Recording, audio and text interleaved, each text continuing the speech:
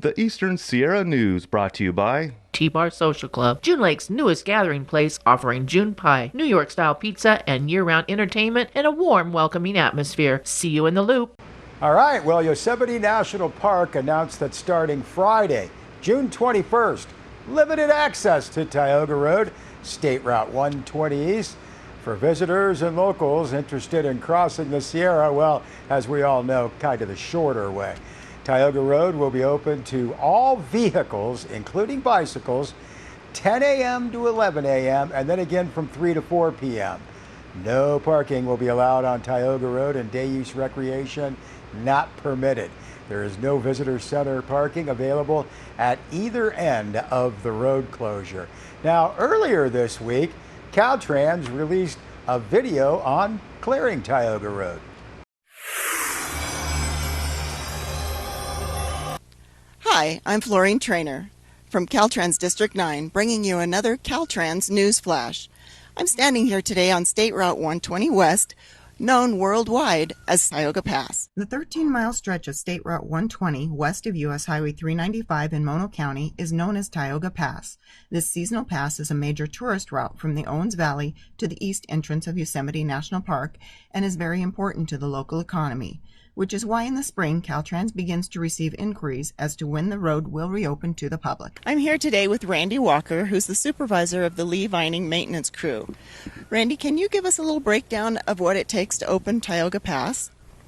Yes, generally we started where the snow line is. We usually can't see the road because it's covered by 25 to 35 feet of snow. When we're on this side and as we advance up, we use a system developed by Davis and in conjunction with Caltrans called the Mountain Pass Road Opening System. It's the GPS the road. We have an antenna array on top of a piece of equipment with a monitor inside and a computer, and help us find ourselves on the road to within an inch. As we're working this area, it's really difficult in that we don't know if we're going to be in an active slide, the different layers that we have. We try to monitor our temperatures up here at a weather station at Ellery Lake. The temperature stays well into freezing. But as we progress up this area, then we'll usually have several slides that we have to take care of. Usually they're 75 to 100 feet high.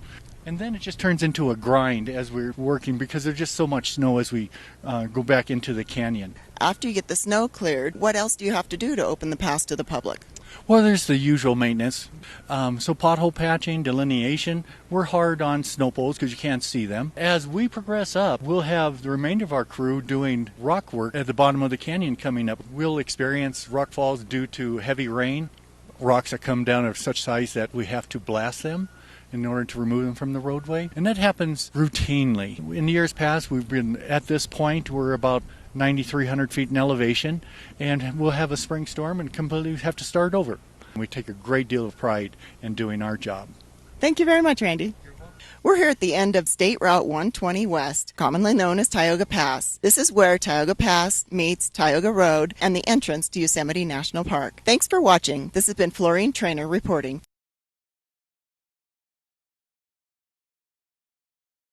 All right, well, at least we got Tioga Road open to the other side of California. Limited opening Friday, 10 a.m. to 11 a.m. and 3 p.m. to 4 p.m. You can see Yosemite National Park's website for more information and updates on Tioga Road. Well, the town of Mammoth Lakes providing an update regarding the current operations and scheduled opening of the Lakes Basin. No date has been finalized. Now, the United States Forest Service, news release from the town notes, is the designated authority and ultimate decision maker regarding the opening of the Lakes Basin to the public. That release says the town supports the USFS and the opening of the Lakes Basin by plowing the road, enabling access to the lake's leased infrastructure, campgrounds, and various recreation amenities. Now, the town completed snow removal operations on June 10th, allowing the Forest Service, Southern California Edison, and other utility or service providers access to the area. Now, in preparation for summer recreation, the town provided access to Deep Springs Trout Farm to stock Upper and Lower Twin Lakes, Lake Mary, and Lake Mamie, 2,800 pounds of trophy-sized trout. In addition, town is working to repair damaged signs in the area and maintenance of the multi-use path. Now, the town has been informed by the Forest Service that work is underway to repair damaged recreation and amenities, remove hazard trees, and prepare the area, including the campgrounds and parking areas for public use. And again, at this time, no finalized date for the opening of the Lakes Basin. Town says contact the Mammoth Lakes Welcome Center, Main Street, for opening updates, 760-924-5500. Well, Deb Murphy filed this report. Toward the end of last year's extended fire season, Southern California Edison introduced its public safety power shutdown policy. This to address the issue of downed power lines starting a fire. 2019 fire season got off to a late start this year, but it's here now. Last week, utilities were shut down in 8 Northern California counties. So, what now? Well, Southern California Edison has a massive website addressing all the issues and protocols in place for the shutdowns. To get that full picture, SCE.com. You want to get to safety and wildlife. Now, as an investor-owned utility, SCE and Liberty's Utilities in northern Mono County are required by the California Public Utility Commission to have a power shutoff policy.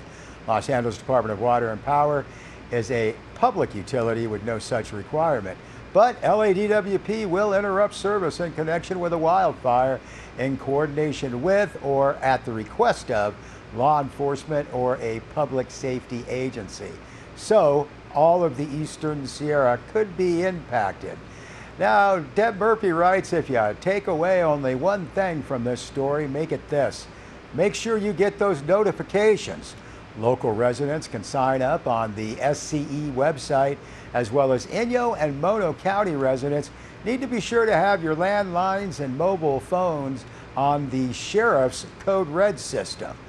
Now, the shutoffs link to 7 conditions: high winds, low humidity, dry vegetation, fire threat to electric infrastructure, on-the-ground observations, and public safety risk. First 3 of these conditions are normal in the Eastern Sierra. Here, the on-the-ground observation is really important. Now, according to Brian Leventhal, SCE's Public Information Office, experts will be deployed during high-risk weather conditions to fully assess conditions. Deb's full report posted on our website, sierrawave.net. Well, the town of Mammoth Lakes inviting community members to still help plan the parcel. Plan the Parcel is a conceptual land use planning process originating from the 2017 Community Housing Action Plan. Master plan, the 25-acre affordable housing site located in the center of town.